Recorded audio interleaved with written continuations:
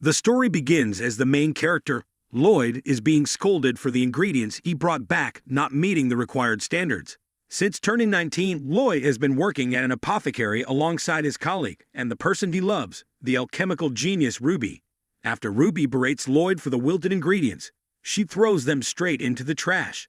Lloyd is horrified to see something he spent an entire week searching for, staying up all night to retrieve, get tossed into the trash so easily. Ruby is considered a kind-hearted alchemist, the pride of the nation, a genius with no flaws. She has invented countless magical tools and pharmaceutical products. But in Lloyd's eyes, she is truly a demon. Ruby, angered, states that everything produced in this laboratory must be of the highest quality, and that Lloyd has once again failed in his efforts to gather the proper alchemical materials this time.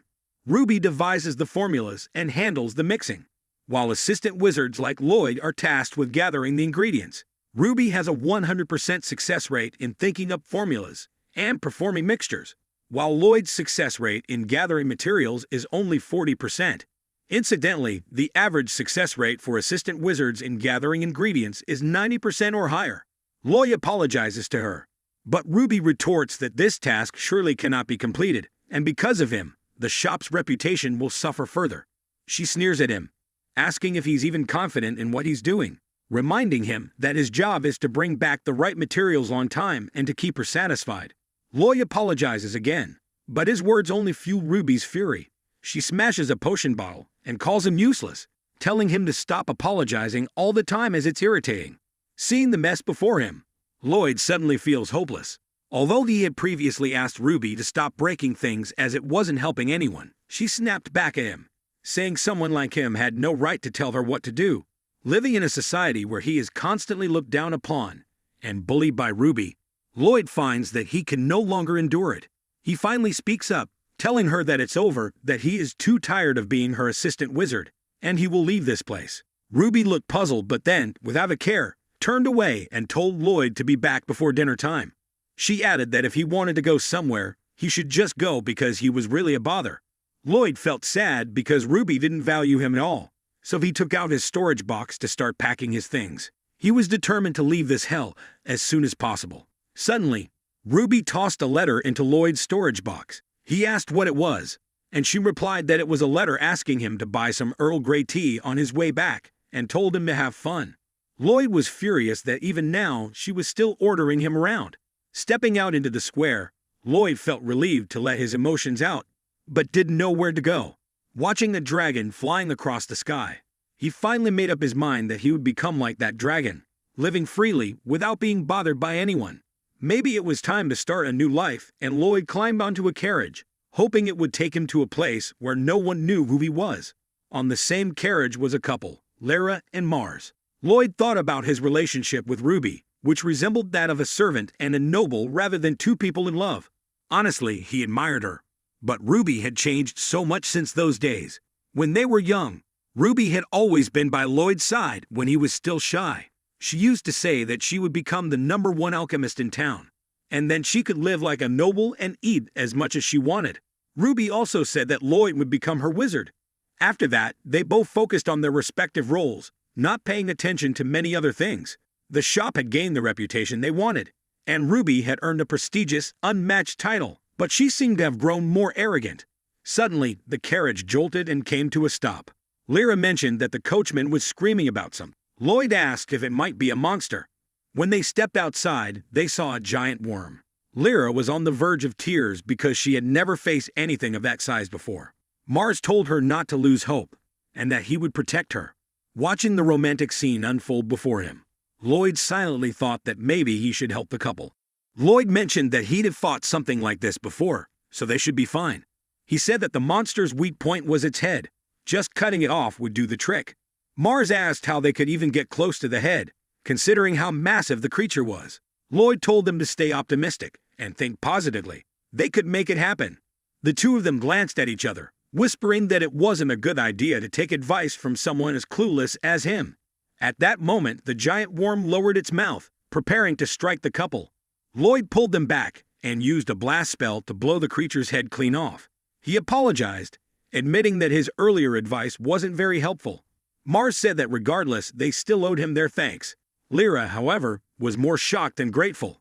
She couldn't understand what kind of attack that had been or why it was so powerful. Mars, surprised, asked if there was something strange about Lloyd's magic. Lyra replied that Lloyd's magic was beyond anything she had ever imagined. She apologized for the things she had said earlier and confessed that the explosive attack had left her completely in awe. Lyra knelt down and asked Lloyd to teach her magic, calling him master. She proudly declared that her dream was to become a wizard capable of performing high-level spells like the one Lloyd had just used. Lloyd told her that he could teach her, but first, she needed to answer a few questions. Lyra apologized once more for the harsh words she had spoken earlier. Lloyd patted her on the head and said that everyone makes mistakes when they're young.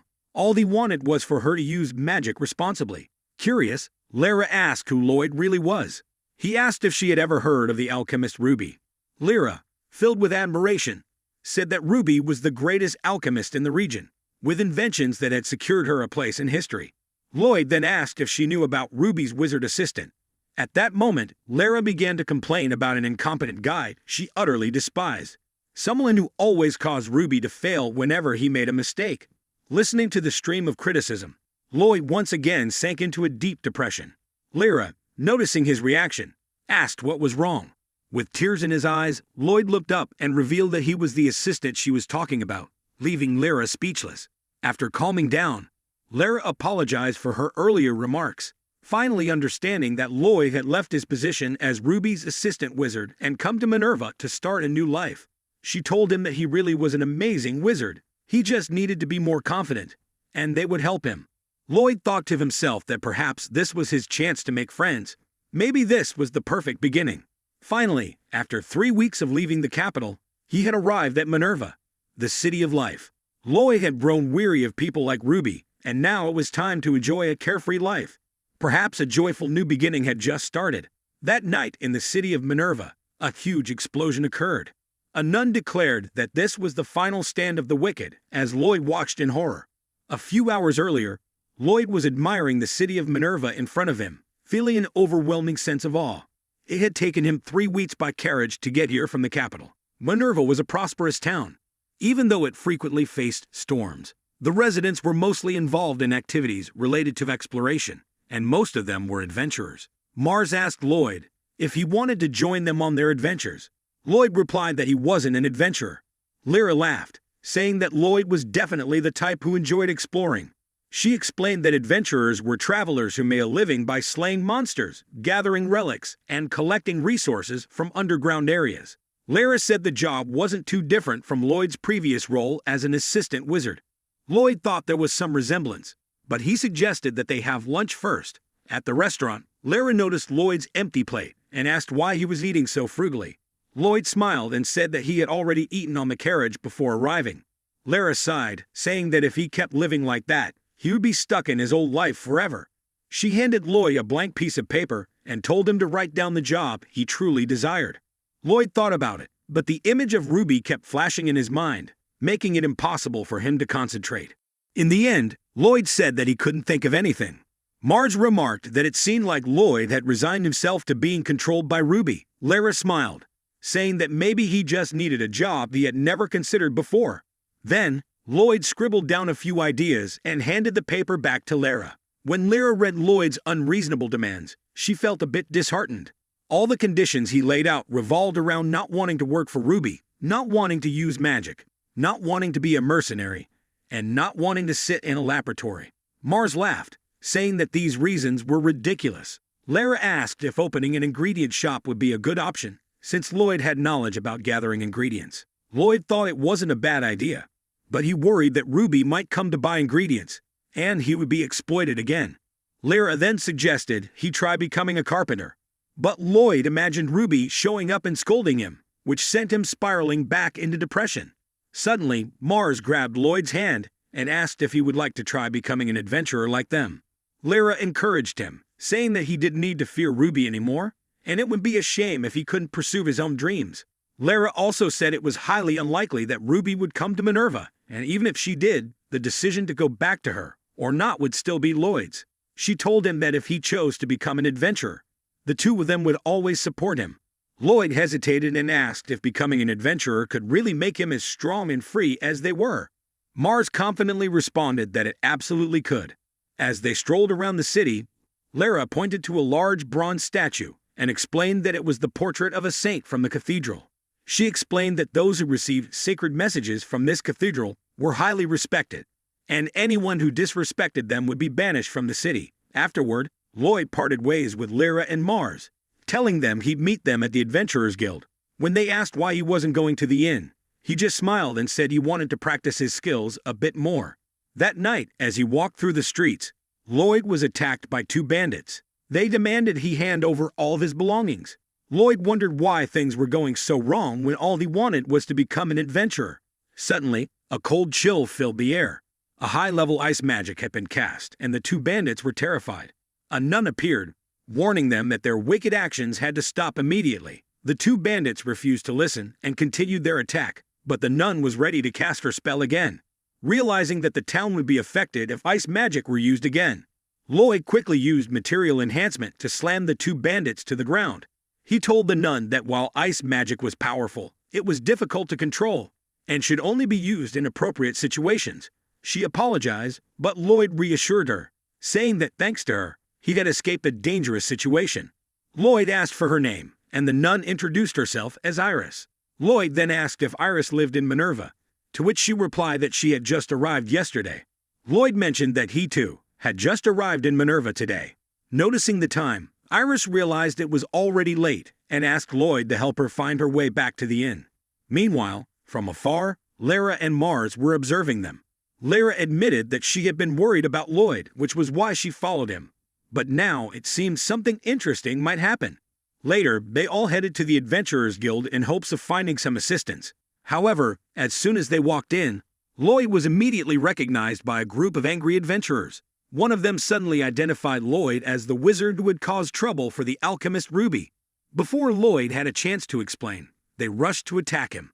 In the tense moment, Lloyd decided to cast a binding spell that immobilized the entire group of adventurers before they could cause any harm. At that moment, the guild master stepped out and asked what all the commotion was about. It was Isolde. Lloyd asked Iris if she knew her, and Iris responded that Isolde had once been her knight protector. Isolde seemed a bit flustered, admitting that these rumors were indeed troublesome. Suddenly, Isolde noticed Iris and recognized her as the saintess of the Roland Cathedral. Isolde immediately bowed down, apologizing profusely to Iris for what had happened, explaining that she had no idea the saintess of the Roland Kingdom was now a member of the guild, and that harm had been caused to her. Iris calmly told everyone to stand up, explaining that she usually wore a mask, which made it difficult for them to recognize her. Lloyd thought to himself that this must be some kind of guild protocol. Everyone in the room was now bowing before Iris. One of the adventurers asked whether it was really such a big deal to be a saintess, and if saintesses often traveled to neighboring countries. One of the adventurers remarked that the other was truly clueless. The saintess possesses a unique form of power called holy force, which can restore life and bring prosperity. On the contrary, lands without holy force are known as wastelands, home to high-level monsters. Lloyd explained that only one saintess is born in each kingdom, and from birth, she is protected by the royal capital. However, Lloyd suddenly realized that Iris had never mentioned having this title. At this point, the guild master was furious at those who dared show disrespect to the saintess and demoted them all to F rank. Iris, worried because she was no longer the saintess, requested that the punishment be stopped, much to everyone's astonishment. Isolde asked what Iris's current status was. Iris replied that someone had already replaced her position. Lloyd realized that she was no longer the saintess and wondered if it was truly okay for her to reveal the truth in front of those who worship the church. One of the group members remarked that it was just as expected. She truly was the saintess who had helped them. Isolde stated that she would not punish them anymore, and then left the guild. Dawn was approaching, and Lloyd was surprised at how quickly the issue was resolved. He apologized to Iris, saying that his bad reputation had caused her to get tangled in some strange troubles. Iris responded that Lloyd wasn't a bad person, and that she was actually grateful for their conversation tonight. She had been wandering around the town aimlessly, not knowing what to do. These were her first memories as a commoner, so he didn't need to apologize to her. Lloyd suddenly realized that Iris had lived her entire life with the title of Saintess, and everyone had their own burdens to carry. Seeing the smile on her face, he thought he could understand the loneliness of having no place to belong. Iris asked if Lloyd was okay. Lloyd said that he wanted to thank her for everything. She smiled and said that such polite words made her really look forward to their next conversation. Finally, to break the awkwardness, Lloyd asked if Iris wanted to go to the clock tower with him. After that, Lloyd lifted Iris up and used physical enhancement to leap straight to the rooftop. Gazing at the scene before them, they both remarked how magical it was. Lloyd explained that the entire town's lighting system was powered by magical stones, which stored sunlight during the day and glowed at night. These stones were crafted by a great jeweler. He had once traveled all around town just to gather ingredients. Lloyd said that being in this peaceful scene was truly wonderful, and told Iris to wait a moment and not take her eyes off the view in front of her. To her surprise, the sun was beginning to rise. Lloyd explained that when the magical stones absorbed light, they emitted a shimmering glow. Lloyd thought to himself, having once lived and worked as an assistant wizard, only to grow tired of everything and flee to Minerva, he wasn't someone special. In moments like this, Lloyd could share with his friend the view he loved. It was truly amazing. Iris smiled and said that the scene was indeed beautiful in this wonderful world. She added that she also wanted to find a place of her own. As Lloyd admired the scenery, he suddenly became flustered and fell. Iris, using all her strength, pulled him back up. Annoyed, she scolded him for giving up so easily. Lloyd clarified that wasn't his intention. He just wanted to do his best to help her. Iris smiled and said that he was truly a strange person, beyond what she had imagined. Lloyd then asked about Iris's desires for her life in this place. Smiling, Iris sat down and said that she just wanted to spend some relaxing time with her new friend. Down below, Lara remarked how wonderful everything was. She turned around and saw the guildmaster, Isolde, who was furious because she had damaged guild property. Meanwhile, back at Ruby's workshop in the capital, Ruby was taken aback when informed that the inspector had arrived more than a week after the request had been made. Ruby expressed that they were in a state of emergency and asked if they could wait until her assistant returned. The inspector coldly replied that her workshop would be downgraded to rank B, then left in anger, leaving Ruby fuming. The workshop's ranking would directly affect its credibility, and Ruby was furious that Lloyd hadn't returned in 3 weeks. She couldn't understand what he was thinking. Others in the capital also refused to help Ruby with her requests, offering only empty promises and declining to act. Ruby was furious and thought that if even Lloyd could bring back those ingredients, then it shouldn't be difficult at all. They were truly a selfish bunch. It was all Lloyd's fault. One day, she would become a great alchemist, someone whose name would be immortalized in history. Lloyd, that irresponsible fool, wasn't someone she needed to care about. Ruby bit her lip and decided that she needed to find a new assistant wizard immediately. The next morning, at the guild, Lloyd felt uneasy when both Lara and Mars were absent, even though today was the day he would officially become an adventurer. Suddenly, the guild master, Isolde, dragged Lara and Mars in front of Lloyd. She mentioned that there had been an incident earlier this morning and asked Lloyd if he was their companion. Seeing their vacant expressions, Lloyd couldn't fathom what could have happened in just half a day. Isolde said that she had heard many rumors about Lloyd and asked him to explain why he had come to the town of Minerva. The night before, Mars couldn't understand why Lara couldn't speak, and Isolde explained that she had cast a silent spell on Lara because she didn't want to fight an elf wizard. Isolde then asked Mars to explain why the two of them had attacked the guild. Lara tried to hide the fact that she wanted to become the goddess of love, but in the end, she couldn't avoid confessing it. Mars naively said that if they told the truth, everyone would understand. Lara, furious, hit Mars for not being able to keep the secret. Isolde stated that if that was the only reason, she would overlook the incident. But both of them would have to carry out guild tasks without receiving rewards for 3 days a week for 1 month. Isolde thought that Lloyd had the ability to neutralize a few A-rank adventurers in her guild, yet he was considered an incompetent wizard at the Royal Academy. She decided to devise a plan to test Lloyd. Later, on a carriage, Isolde informed them that they were heading to a specific place, where they would need to touch the Judgment Crystal to officially join the guild. Lyra mentioned that the legendary Judgment Crystal was a treasure that could measure the strength of anyone who touched it, and was also a great tool for determining one's profession and personality. As they neared their destination, Lloyd sensed the presence of monsters. Looking below, they saw black widow spiders and insects attacking other adventurers. Lyra quickly cast a spell to strike down a spider that was about to harm an adventurer, telling them to leave the area immediately. Isolde stood in front of Lloyd and asked him if he knew the primary role of the guild. She explained that even with the power of the cathedral, monsters still attack, and that's why they must be eradicated one by one. She then drew her sword and sliced the spiders in half. Lloyd used magic enhancement to dodge another wave of attacks and employed lightning magic to deal with the remaining creatures. Isolde noticed that Lloyd's movements were precise and without any excess. Lloyd told the adventurers that while insects were low-level monsters, they were an excellent source of valuable materials. After a while, they continued moving up to the next floor. Lyra brought tea for everyone to rest, while Isolde provided food. Everyone was surprised that she had cooked all the dishes herself. Lloyd thought to himself that this was the first time he had eaten food inside a dungeon, and he couldn't believe that Isolde was not only a skilled swordswoman, but also a talented cook. Isolde remarked that, after all, she was the daughter of a lord and had to learn every skill to live up to her family's name.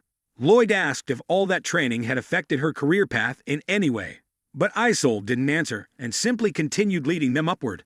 Lyra whispered to Lloyd, saying that she suspected Isolde was hiding the results from the judgment crystal, and asked if Lloyd was curious. He replied that some things are better left unknown, and perhaps Isolde felt the same way. Finally, they arrived at the judgment crystal. Isolde demonstrated how to ask questions and receive results from the crystal. Lyra suddenly asked about Isolde's career path, and the crystal responded that she had 3 options: martial artist, knight, and baker. Upon hearing that her top career option was a baker, Isolde blushed with embarrassment, while Lloyd tried to break the awkwardness by saying he liked sweet things. Suddenly, the nearby evil statue moved, smashing the observation platform and swallowing the judgment crystal before flying away. Lloyd panicked, realizing that he still hadn't learned what his career path would be. Lloyd tried to chase after the griffin and used lightning magic to attack, but the creature dodged. He thought that he was so close to bringing it down, and started chanting **, Great Thunder Spell **. Lyra asked if he intended to blow up the entire tower, to which Lloyd responded that he didn't mean to. Mars couldn't understand why a high-level monster like a griffin was appearing here, and Isolde said that they first needed to defeat it before it harmed anyone. They ran deeper into the tower, but couldn't find the griffin anymore. Lyra remarked that this sanctuary felt like a maze. Mars was startled when he suddenly heard a voice answer the question. What is Isolde's favorite food? Lyra commented that it must be the judgment crystal still working. Lloyd asked about Isolde's abilities, but no sound responded. Isolde explained that since the question had already been asked earlier, the crystal wouldn't answer again. She told them not to worry about her, and instead focus on the people on the lower floors. Finally, they spotted the griffin in the distance, but they couldn't close the gap. Lloyd cast a spell to speed up the group and enhance their physical abilities. Isolde asked if this was truly a low-level spell, as the enhancement far exceeded the usual limits. Outside the tower, other adventurers were beginning to tire.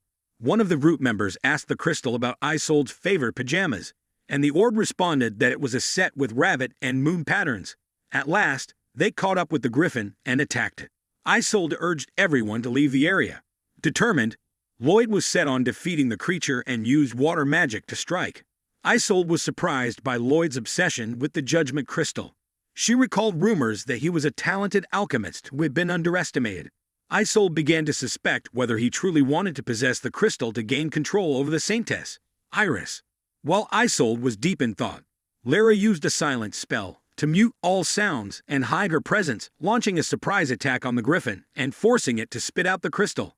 Lloyd quickly grabbed the judgment crystal and asked it about his career path. The crystal responded that his destined path was to be Ruby's servant. Lloyd recalled the past when Ruby used to mock and belittle him, leaving him feeling sad and powerless to change his fate. Just then, the griffin charged at Lloyd, but Isolde intervened and stopped it. She reminded him that he had to make his own decision for his future. Isolde pushed the griffin out of the tower, allowing Lloyd to use Divine Thunder spell to defeat it. In the end, they returned the judgment crystal to its original place. Isolde apologized to Lloyd for ever doubting him and promised to support him in changing his life in the town. She asked the crystal about Lloyd's favorite food, and it answered, French-style beef stew. Smiling, Isolde said she would treat them to a meal to celebrate passing the test. Outside, everyone cheered as Lloyd had passed the test and officially became an adventurer. Isolde allowed Lara and Mars to take on a quest once a week, and Lara invited Lloyd to join them on the mission tomorrow. Lloyd asked if it was really okay, and Isolde said that Sunday was her day off, so she usually went on adventures. At an inn in Minerva, a chef entered to deliver breakfast to Iris, but the attendant informed him that she had already gone to practice magic. The attendant thought that Iris had become more active since arriving here, and wondered if it was due to the influence of that wizard. The chef, suddenly alarmed, ran over and asked the attendant what had happened. The attendant explained that on the first night they arrived in Minerva, Iris had snuck out and met a man named Lloyd. It seemed that they had grown quite close, and Iris seemed to be eagerly waiting to meet him again. Nero, irritated that he hadn't been informed of this, asked what Lloyd looked like. However, he quickly calmed down and said he was looking forward to facing Lloyd in the future, with a strange look on his face. A week earlier, at the guild, adventurers were taking inventory of the supplies they had just brought back. The receptionist asked why a task that usually takes about 3 days had been completed so quickly. Lyra proudly responded that it was because they were elite adventurers. Mars curiously asked, hadn't the two of them just been standing in one place the whole time? Just then, Isolde called out to them from behind. She was holding a massive cake. Lloyd asked, "What's with the cake?" Isolde explained that her subordinates had discovered her hobby of baking, and they wanted to eat some, so she made a big one to share with everyone. She told Lloyd that he should best start completing tasks by himself. Confused, Lloyd asked why. Isolde replied that he was still paying too much attention to Lara and Mars, just like how when she wanted to bake a cake, she did it herself. Didn't Lloyd have something he wanted to do on his own, just like that? Lloyd replied that of course, he did, like slowing down and enjoying a peaceful life. Isolde realized that the other two were overly dependent on Lloyd, and sighed, thinking that at the very least, he should spend more time on himself. The next day in the Great Forest, Lloyd took on a few solo commissions. He completed the task of defeating 100 goblins, which was supposed to take 5 days in just one morning. After that, Lloyd had lunch and decided to try and finish 3 more tasks today. At that moment, a small version of Ruby appeared beside him, whispering that if he used recovery magic, he wouldn't need to rest. Lloyd realized that was quite reasonable. If he stayed up all night, he could finish 5 tasks instead. But then, he suddenly realized that doing so would go against his goal of living slowly. The tiny Ruby continued, asking, "If you want to live slowly, then what are you planning to do?" Lloyd didn't want to do anything, just eat, work, and then return to a peaceful life. At that moment, Lloyd remembered Isolde's words. He said that the only thing he wanted to do was cook his own meals, specifically French-style beef stew. While preparing the ingredients, Lloyd said that it was the best dish he had ever tasted while living in the orphanage. Ruby chimed in, saying she preferred curry, as the beef stew at the orphanage was mostly made with leftover vegetables. Lloyd replied that his dream had always been to cook this dish using the finest ingredients. It was the hard work and labor that created the richness of the soup. Suddenly, while Lloyd was cooking, a huge wave crashed from behind him. He turned around to check and found Iris floating in the water. He quickly lifted her up and asked what had happened. Iris smiled, saying that she had been caught in an embarrassing situation while practicing magic by the river nearby, and after failing, she had drifted here. She worried that if she didn't return soon, she would cause trouble for her attendants. As they turned back to check on the food, Iris asked if Lloyd's favorite dish was curry. Lloyd was startled to realize he had unconsciously made curry. After tasting it, Iris complimented the dish, saying it was delicious and that Lloyd's cooking skills were impressive. Lloyd thanked her for the praise and mentioned that curry was actually Ruby's favorite dish. Ruby, a wizard and Lloyd's childhood friend, was someone who aspired to become the greatest alchemist in the kingdom, a person filled with ambition. In contrast, Lloyd had spent most of his time fulfilling Ruby's requests and supporting her. Iris commented that Lloyd was truly admirable. To succeed in anything, Lloyd always provided help to those around him. Even though he and Ruby had parted ways, Lloyd's support still lingered. She smiled and said that being someone who could help anyone was a wonderful quality, wasn't it? Suddenly, Lloyd found himself imagining living a peaceful life with Iris, thinking that it would be a perfect dream. He admitted that he had once thought everything would be better after separating from Ruby, but after arriving in Minerva, he realized that unless he changed himself, nothing would improve. Lloyd quickly realized he had spoken too much and apologized for rambling. Iris reassured him, saying she understood. She shared that the reason she no longer needed to be the saintess was because she hadn't changed herself either. At that moment, from a bush in the distance, the chef Nero was fuming with anger as he saw Lloyd offering something to Isolde, something he didn't know about. Iris talked about her attendants, including Cephilia, who could eat all the dishes that the chef Nero cooked. Lloyd quietly realized that when Iris spoke about her servants, she seemed to find great joy in it. He expressed a desire to hear more about those too. From afar, a voice called out, searching for Iris, and she recognized it as Tiruru. Tiruru mentioned that it seemed Iris had been swept away by the river today, then introduced herself as the head maid. Tiruru also greeted Lloyd, saying she had heard a lot about him and thanked him for his help. Tiruru had come to deliver the equipment that Cephilia had left behind and asked where the other two were. Iris replied that they had split up, and she had come to this place alone. Tiruru was angry when she learned that Iris had done something reckless, despite her previous advice to stop training because it was too dangerous. Iris apologized but explained that in order to live without the burden of being a saintess, she needed to help others. Lloyd offered to teach Iris magic, and Iris found the idea great, saying she would be fine with it. Tiruru agreed, thinking everything would be all right if there was an expert to guide them, and if there was any danger, she would stop it immediately. Lloyd suggested that the group head to the large area downstream. From the lookout, Nero wondered why Tiruru had chosen this spot, and at first, he thought Lloyd must have had some sinister intentions. However, upon checking, he found that where Lloyd had been standing earlier, there was nothing but a table with cooking tools. Nero asked Cephilia to inspire him by showing the sword skills of a former holy knight, but then he realized that Cephilia was still sitting and eating. With a blank expression, Cephilia said she had to check if the food was poisonous or not, and she apologized for forgetting to bring the holy sword, but she had brought the radish that Nero had mentioned. Nero said he didn't need that, and the radish she was carrying had been mentioned by him a week ago. Cephilia remarked that the curry was quite delicious, just as good as the dishes Nero cooked. Nero tasted the curry that Lloyd had made and realized the perfect harmony of the ingredients, comparable to an offering presented to the saints. He thought the person who cooked this dish would bring misfortune to Iris one day, and felt that they must stay away from him immediately. Meanwhile, Iris was practicing the water dragon technique, and Lloyd asked if it was a spell to summon a water dragon. He said that the first step was to create a small whirlpool, and then gradually make it bigger. Iris tried to form a vortex, but it grew beyond the allowed limit, and Lloyd had to use magic to dispel the whirlpool. Tiruru asked if this wasn't already dangerous enough, but Lloyd assured her that everything was fine and that he would stay with Iris until she completed it. Nero confirmed that the downstream was safe, and Iris had also detached herself from the vortex.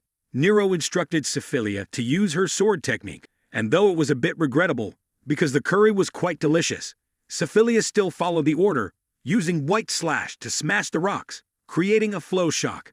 Meanwhile, the others discovered something as well, but Lloyd remained quite calm, thinking it must be a flash flood, and used the water dragon technique to control the flood.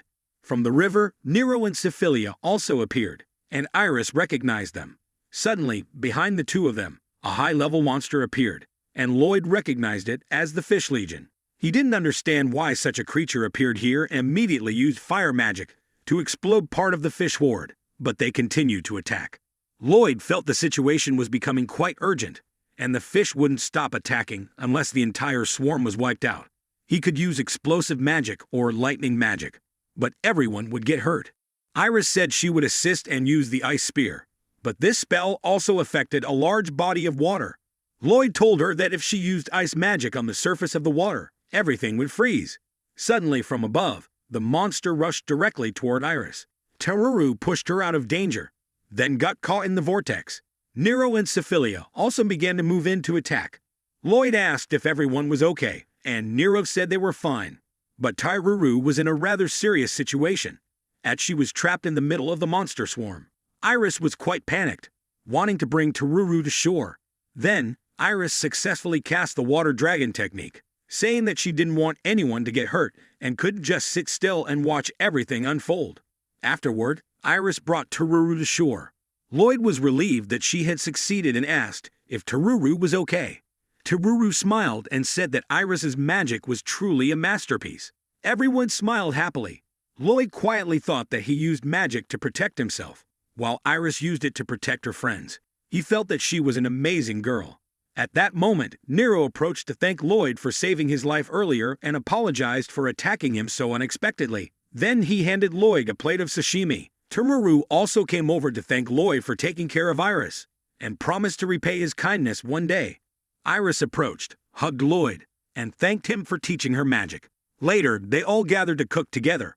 Iris mentioned that the Fish Legion was a high-level monster that didn't usually appear in this area, and she wasn't sure if it was just a coincidence. Lloyd said that he had also spent some time in this town and had defeated both an earthworm and a griffin, which were high-level monsters, so this was definitely an unusual situation. Iris speculated that the holy power of the shrine might have weakened, making it easier for monsters to invade. Nero felt that something was off, because ancient shrines were known to possess the strongest holy power, not a place where high-level monsters could appear. Lloyd realized that something was happening inside the shrine, perhaps a new battlefield, or something similar. Iris explained that each shrine had the ability to create a magical barrier to prevent monsters from entering. These barriers were powered by the energy of the saintess. Every saintess had the duty to maintain security for the shrines in their respective areas. The fact that a high-level monster had appeared at the shrine indicated that something had gone wrong inside the wind shrine. The shrine was located outside the forest. As the carriage arrived in the area, Iris noticed a gap had opened in the barrier, and the shrine appeared to be in ruins. Everyone realized something was wrong. Lloyd saw the others approaching below, and asked if they were okay. He then noticed that Isolde was injured. Isolde said they had been attacked by 3 griffins, and had temporarily managed to hold them off. But sooner or later, another swarm would chase after them. Iris remarked that the recent battle must have been intense, and the large crater over there was the result of the fight, wasn't it? Isolde replied that they had been investigating the constant appearance of the griffins, but currently, the saintess was at the farthest shrine from here, and returning to this place could take more than 2 weeks. Iris realized that they would not receive any assistance from the shrine. She said that she would descend deep beneath the shrine to perform the purification ritual. Lloyd was curious about this ritual. Teruru explained that it was essentially a ceremony to erect a barrier, and she asked Lloyd to escort Iris to the deepest part of the shrine. Teruru mentioned that she was supposed to be responsible for this decision, but she was sure that no one could do a better job than Lloyd. With him protecting Iris, she wouldn't have to worry about anything else. Syphilia asked if there were any monsters they could eat in the area they were about to head to. Lloyd mentioned that beetles were edible, though they had quite a few legs, but the meat was delicious. Looking inside the shrine, Lloyd saw an endless staircase and quietly thought, who knew there could be stairs leading this deep? Eris said that if they climbed the stairs, they would reach the passageway to the dungeon, but going down would lead them to the deepest part. Nero warned that monsters could invade from here, and everyone needed to stay alert. He approached Iris and said that he could sense danger and was worried about Lloyd's cooking, believing that Lloyd couldn't be trusted. Iris assured him that everything would be fine, and she was quite confident that Lloyd would help them maintain peace across the continent. However, Nero still had some concerns. At that moment, Lloyd used lightning magic to strike a spider above him. It fell, crushing Nero, and Lloyd realized that the creatures were continuing to attack. Syphilia spotted a giant beetle, and her eyes lit up. She used Holy Slash to cleave the beetle in half, making Lloyd realize that her swordsmanship was truly remarkable. Iris commented that just like Syphilia, Sophia was also a former holy knight. Sophia turned around and asked Lloyd to give her a portion of the beetle's leg. When she saw the piece of meat, Sophia collapsed from hunger. Lloyd said it would be easier to eat if they cut it into smaller pieces. Seeing this, Nero grabbed the plate of meat, added some seasoning, and handed it to Sophia. She felt amazing and immediately regained her energy. Suddenly, Teruri reported that a large number of high-level monsters were approaching. Lloyd realized that the others above could no longer hold them off and decided to proceed deeper inside. They encountered minotaurs, and after several continuous battles, they finally reached the gate to perform the purification ritual. Lloyd remarked that he had gained a better understanding of why Iris wanted to seriously study magic, because she wished to stand alongside everyone. Iris said she would begin the purification ritual now and asked everyone to stay alert. Suddenly, a barrage of daggers rained down on them. Sophia rushed forward and shielded Iris from the attack. A masked figure in black stood above them and said that they had finally met. He had been paid to take Iris's head. Lloyd realized that someone had placed a bounty on Iris's life. Nero asked if he was an assassin sent by the Roland Kingdom. Lloyd used magic to blow up the position where the figure was standing. He fell from above and did not rise again. Everyone was confused as to why they had been able to defeat him so quickly. At that moment, another rain of daggers fell, striking Nero in the back. The assassin said that what they had just killed was merely the weakest form of his avatars, a foolish shadow clone. Simultaneously, countless clones of him appeared all around, threatening the safety of the entire group. Outside, on the surface, everyone was in a state of panic as numerous monsters appeared. Mars shouted loudly, urging everyone to stay calm and fight, or they would face severe consequences. Lyra, worried, said that she couldn't stay calm while witnessing the destruction of the shrine. A gigantic monster was approaching, and if it continued, the entire city would be destroyed. Someone recognized it as the earth-eating beast, a high-level monster. Isolde told everyone to get serious. If they didn't stop it, the citizens would be in grave danger. Iris and the others were trying to repair the barrier, so they had to hold on until it was completed. The assassin said he had predicted that Iris would come to this place. He introduced himself as Black Raven, an assassin from the Holy Kingdom of Roland. At that moment, Iris was still doing her best to restore the barrier. She said that a dangerous force was trying to interfere, and all she could do was prevent the hole from expanding further. Suddenly, Iris realized something. She asked if Black Raven had obtained the Divine Destruction Staff. Black Raven laughed and confirmed, leaving everyone stunned. Iris asked him what he had already done. Lloyd inquired about what the Divine Destruction Staff was. Isolde explained that it was a weapon used 200 years ago in the war with the demons, and the Holy Kingdom of Roland was supposed to be guarding it strictly. Iris was worried that as long as the staff existed, the gap in the barrier would never close. Black Raven said that they had discovered that the Saintess of the Kingdom was missing, and the entire chaos now was just a trap to lure Iris here. Iris was furious, because this would cause countless people to lose their lives. Suddenly, from afar, two clones rushed towards Iris, but Syphilia intercepted them, causing the remaining enemies to grow anxious. One of them ordered the use of that thing. At that moment, a mist appeared, and Syphilia seemed to see an illusion. She saw both the future and the past in that illusion. In the illusion, Syphilia was eating sweets that Nero had given her.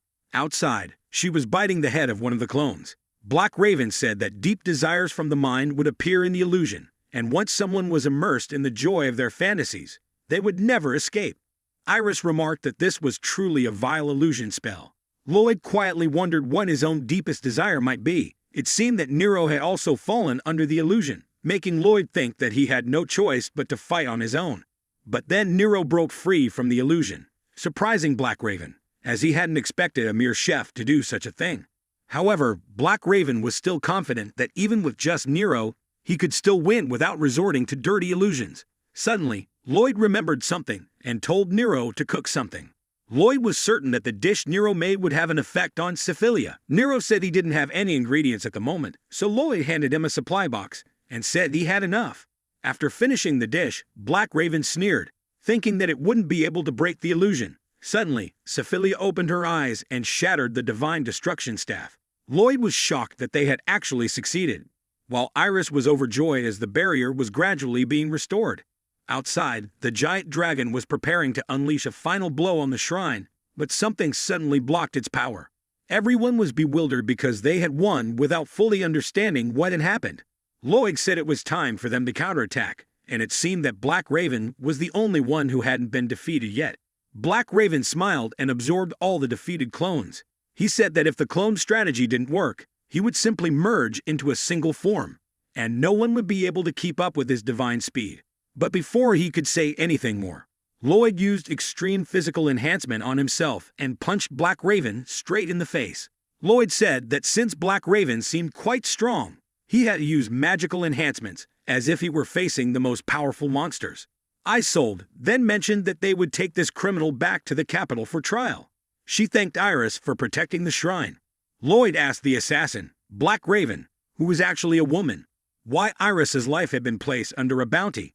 She revealed that Prince Geese of the Holy Kingdom of Roland wanted to eliminate Iris because she was obstructing his plans. Isolde was shocked to learn that Iris had actually been exiled. Iris said that she now understood everything. That man intended to start a war with the kingdom of Melzeria. Iris seriously asked Lloyd if he would accompany her to the capital of the kingdom to stop the Holy Kingdom of Roland's invasion. At that moment, Lloyd realized that if he returned to the capital, he would be heading back to Ruby. While on the carriage, Lloyd asked why the prince wanted to start a war. Iris explained that Prince Guise often emphasized that the kingdom should seize external lands to strengthen the military in preparation for the demons. Iris opposed that idea, saying it was no different from what the demons had done 200 years ago with their sudden invasion. Afterward, the prince had exiled her from the royal family under the pretense of being a fraud. It's highly likely that the recent events are just the beginning of an invasion initiated by Roland. She wanted to send a proposal to the leaders of the kingdom of Melzeria about forming an alliance with other kingdoms. Isolde said that if this was true, she would arrange a meeting with the queen. Later, Iris noticed Lloyd and asked if he was truly okay with coming to the town of Minerva. Iris observed that everything seemed luxurious, including the people. They entered to meet the queen. The queen said they had done well in protecting the wind shrine. The queen was surprised by Iris's sudden visit, but was glad that nothing had happened, thanks to her. Iris said she had something important to discuss with her. The queen asked if it was true that the Holy Kingdom of Roland wanted to start a war with the kingdom of Melzeria. Others also recognized Lloyd as the support mage of Ruby, noting that his material collection rate was only 40%. Iris stated that he was the one who had defeated Black Raven. Some nobles scoffed, refusing to believe that someone like Lloyd could defeat the famous Black Raven, and considered him just a noisy fool. Iris couldn't believe they were mocking Lloyd in such a ridiculous way. Isolde bluntly stated that these nobles had no idea what they were talking about. To calm the crowd, the queen said that the truth would be proven. The queen decided to have Lloyd face someone comparable to Black Raven to see if he had what it took to defeat him. The person selected to fight was the most elegant knight in Minerva, the floral swordmaster. Lyra was curious about the knight's strange attire. The queen explained that it was the traditional elegant outfit of this land. Lloyd and Iris's group worked together and managed to defeat the knight. Meanwhile, Ruby noticed the loud commotion outside but didn't care. At the moment, Ruby was meeting with the head mage of the Magic Association, Archmage Crowley. She thanked Crowley for not hesitating to travel a long distance to the royal capital. Archmage Crowley was one of the heroes who defeated the Demon King 25 years ago and saved humanity. It seemed that after that, he retired to a rural area, but still held the position of the head of the Magic Association. Ruby thought that with him, she could fulfill numerous requests and earn as much money as she wanted. This was a great opportunity to turn the tables. She asked if Crowley would like to try some homemade cookies, but then Ruby tripped over a potion bottle, causing her to spill tea everywhere. However, Archmage Crowley, protected by his shield, remained completely unaffected. After trying the cookies, Archmage Crowley asked why she used such ingredients for the cookies, noting that they were explosive materials. Ruby said she had experimented to make them spicy. At that moment, Crowley stood up and said they would go gather materials immediately. Ruby handed Crowley a list. He glanced at the paper and frowned, seeing that it included phantom flowers that bloom in unexplored areas, and many other difficult-to-find materials. She asked if he could complete the list by the end of tomorrow. Crowley responded that even dangerous areas would take at least a week to gather everything, not to mention the high-risk zones. Ruby replied that she didn't intend for him to walk there. She had a teleportation circle, drawn by her predecessor, that would take him close to the location. Crowley remarked that this was the first time he had seen such a thing in person. Ruby asked if everyone didn't use these now. Crowley realized something and told Ruby that while she was passionate about easily profitable fields, she underestimated many things. Exploring such extremely dangerous areas was a task where thousands of knights could perish in a single night. Ruby thought that wasn't true, as Lloyd had always brought back what she requested. Crowley said that if what she just said was accurate, then Ruby's former assistant was someone even he couldn't compare to. It wouldn't be an exaggeration to say that the boy was an epic-level mage. Meanwhile, Lloyd had already defeated the knight. Ruby was suddenly astonished, realizing that Lloyd, someone like him, was actually an epic-level mage. Crowley said that Ruby's skills were remarkable, and one day she would become alchemist on par with Lloyd. She recalled the past and still thought of Lloyd as a crybaby. She said that Crowley was blind and incompetent, and even Lloyd could gather those materials by himself. She believed that Crowley's words were merely excuses. She told him he should feel ashamed. claiming to be the best yet completely lacking in ability. Demon kings or heroes meant nothing. It was all fiction. At that moment, a radiant aura emanated from Crowley. He was furious and couldn't ignore the disrespectful comments toward his comrades, demanding that Ruby retract what she had just said. As his anger grew, magic surged from him, but suddenly, an explosion occurred. Crowley collapsed.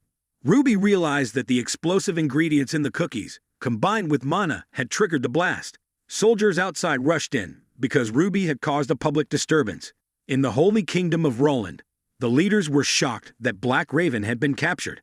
They had even entrusted her with the Divine Destruction Staff, because she was considered an all-powerful assassin. Yet, she had still failed. Prince Guise remarked that everything they were doing was merely an attempt to avoid an inevitable outcome, even though the unification of the Western continent was laying the foundation for true peace. The Queen was pleased and found Lloyd to be quite refined, far more capable than she had anticipated. With everything they had shown, she believed they had a solid basis to trust in these matters.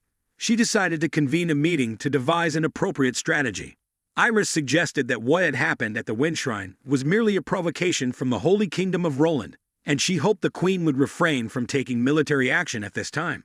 The Queen recognized that Iris didn't want the people to be dragged into this conflict and found that sentiment quite interesting.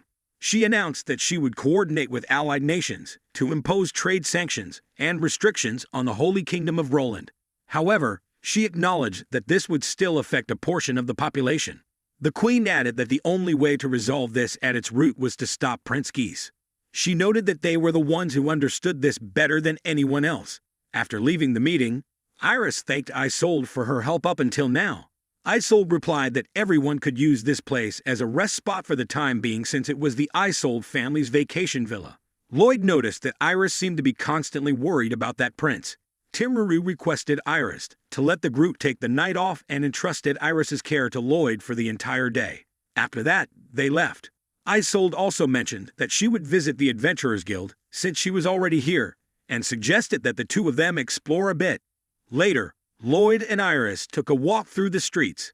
Lloyd didn't know where to take Iris, and thought he needed to find a topic of conversation. He asked Iris if Prince Guise was a frightening person. Iris replied that instead of being scary, he was more pitiful. The prince wanted to bring peace to the world, and she admitted that in this regard, they had something in common. But their ways of thinking were different. The prince always believed that controlling the surrounding nations was the only way to prepare for the demon invasion. But Iris believed that it shouldn't be done that way. She thought that invading other nations was no different from the actions of demons. Even if the prince united the world and shaped it according to his will, it would only lead to countless deaths. The prince became angry, saying that the foolish holy barrier would never be able to stop the demons, and that everything had become complicated simply because Iris's holy power was too weak. Lloyd apologized for asking such a question, and quietly thought that she must have gone through a lot in her homeland. Suddenly, a group of children ran past them, seemingly heading towards some kind of event. Curious, Lloyd asked Iris what it was. Iris explained that it was the Magic Tourism Fair, which featured many fun games. They then rode a roller coaster together, which reminded Lloyd of the time he had clung to a dragon for an entire day to defeat it. After getting off the roller coaster, Lloyd asked Iris if she was feeling motion sickness. Iris replied that she was fine, but recently, everything had been a bit tense, so she hadn't felt truly satisfied. Lloyd thought everything was wonderful, and suddenly noticed the Dandelion Knight pushing some gears below. Lloyd realized that the Dandelion Knight was the one making the roller coaster work and asked him what he was doing. The Dandelion Knight explained that he did this every day as part of his training, while also watching the children play, a task he found wonderful. As the sun began to set, Lloyd told Iris that they should head back. On the way, Lloyd asked Iris if they managed to stop the war, would she return to the Holy Kingdom of Roland or live a happy life in a new place? Iris smiled and began to tell Lloyd a little about her childhood. When she was born, a bishop declared that she had talent in holy power, so she was taken into an educational institution as a candidate for saintess. Lloyd asked if there was only one saintess in each country. Iris explained that while that was true, many people had a talent for it, but holding holy power also meant controlling the kingdom's barrier, a great responsibility. Every saintess had to learn a wide range of subjects such as history, religion, and politics. and only after excelling in these could they undergo the coming-of-age ceremony. Iris mentioned that she was quite skilled herself. Lloyd then asked if Iris had initially strived to become a saintess. Iris responded that she did so because there were people she wanted to protect. Iris's mother was always busy with goods at the market, while her brothers worked hard in the fields. The people who grew up in the harsh lands of Roland were the most wonderful to her. However, when her relationship with the prince deteriorated, she was exiled. But there were comrades who followed and rescued her. Above all, they believed in her. Iris thought it would be difficult to return to her position as saintess, but she didn't want to live a life without the important people by her side, as she couldn't bear the loneliness in this world. Lloyd suddenly realized that he had spent all his time trying to please Ruby, while Iris had a noble goal. Overcome with emotion, he began to tear up and told Iris that he would do everything in his power to make her happy. When they returned, they were welcomed by a celebratory feast. Nero said that he had prepared dishes in the style of Melzeria, and the others had also lent a hand. As she looked at the lively scene before her, Iris told Lloyd that once everything was over, he should come back here to play with them again. Lloyd asked if this was the beginning of something beautiful. Iris smiled and said that yes, it would be a promise. Elsewhere, some guards were chatting about how the alchemist Ruby had just been imprisoned. Her rank had plummeted to the bottom, and her financial situation was dire. She had attacked a prominent figure, and now Ruby sat in her cell, furious that people dared to spread rumors about her. She couldn't understand why no one was standing up for her, considering she was a noble and an alchemist. Suddenly, from the adjacent cell, countless clones of Black Raven were talking and recognized Ruby as the top alchemist of the kingdom. They asked if she wanted to join them in going to the Holy Kingdom of Roland. Ruby sarcastically remarked that it was ridiculous to think about such a thing when they hadn't even escaped from prison yet. At that moment, one of Black Raven's clones easily opened the cell door, saying that escaping from here would be a long journey, but also quite exhilarating. Ruby mentioned that at her workshop, there was a teleportation circle they could use. If everyone could use magic, then everything would be fine. After that, Ruby followed the Black Raven assassins, thinking she would pretend to be dragged into this situation. The next morning, a meeting took place. The Queen informed everyone that a high-ranking figure in the capital had nearly been killed, and the suspect was currently on the run with Black Raven's group. Additionally, the army stationed at the border had been attacked. Iris realized that the Holy Kingdom of Roland had begun its invasion of Melzeria. Iris said that she needed to return and face Prince Geese once again, that she must stop him at all costs. Nero responded that the army had surrounded the border, making it impossible for them to go back. Iris insisted that she would go alone, as it would be easier if she didn't have everyone with her. Lloyd remembered there was a safer way to reach Roland if they used the teleportation circle in Ruby's workshop, but to do so, he would have to return there and confront Ruby. However, Lloyd then mentioned that he had an idea, but as soon as he said Ruby's name, he panicked and fainted. Timaru explained that the reason was sheer terror. Mentioning Ruby caused Lloyd to faint from fear, suggesting something had deeply affected him psychologically. Iris said that perhaps her impatience had overwhelmed Lloyd, and she wished she could understand what he was thinking. The Queen suddenly recalled something, and instructed her attendant to bring a tool that had been retrieved from the demons. She explained that if someone slept next to the person wearing this item, they would be able to read that person's mind. Nero noted that it seemed similar to the hypnosis spell the Black Crows had used. The Queen added that she didn't know what would happen afterward, but if they were not afraid, they should use it. Iris volunteered to do it, and Nero said they would as well, but Isolde intervened, suggesting that in the case someone didn't wake up, the others could still help. At this point, in Lloyd's dream, he found himself inside the alchemy workshop. He recalled that he was about to tell everyone about the teleportation circle, but from afar, Ruby appeared and berated him for being too slow, continuing to insult him. At that moment, Iris appeared and told Ruby to stop. She didn't understand why Ruby was saying such cruel things. Lloyd, after all, was a very talented mage. Ruby scoffed, claiming that was nonsense. What kind of talented mage only had a collection success rate of 40%? He only deserved to be treated like a failure. Iris firmly declared that she couldn't accept such absurd thinking, and wanted to free Lloyd from that oppressive mindset. She then used the water dragon technique to attack Ruby. However, Iris soon realized that this was a dream world, and that she wouldn't be able to defeat Ruby with brute force. Lloyd told Iris that he had always been useless. No matter what advice people gave him, he still trembled in fear before Ruby, just like before, and asked them to leave him in that place. Iris approached him, saying that she couldn't abandon him, urging Lloyd not to keep retreating when faced with an insurmountable wall. She smiled and reminded him that he had always helped her, and now he should take her hand. In the dream, Lloyd took Iris's hand, and she grew into a giant, defeating Ruby. Lloyd woke up feeling calmer. He mentioned that there was a teleportation circle in the alchemy workshop and told everyone to follow him there. Iris asked if he was feeling better, and Lloyd responded that somehow he no longer heard Ruby's voice and felt confident that he could ask Ruby for permission to use the teleportation circle. When they knocked on the workshop door, a soldier arrived and said the place had been sealed off. Isolde asked what had happened, and the soldier, recognizing her, said the owner of the workshop had been accused of attempted murder, and the investigation was still ongoing. Lloyd told everyone to put that matter aside for now. Isolde informed the soldier that they would be using the teleportation circle immediately. Lloyd said that by using the circle, they would reach the gathering point in the Holy Kingdom of Roland. Isolde asked what they should do when facing Prince Geese, and Iris also asked if Lloyd had any plans. Lloyd responded that he would reveal his plan once they entered the teleportation room. Nero handed Lloyd some materials and told him to take them with him. Lloyd asked if Isolde was coming with them, and Isolde replied that she certainly was. She had already left instructions for her subordinates during her absence. Isolde couldn't just stand by and watch Melzeria collapse, and Syphilia would also be accompanying them. Nero mentioned that the remaining two were eager to join but might hinder the group's progress.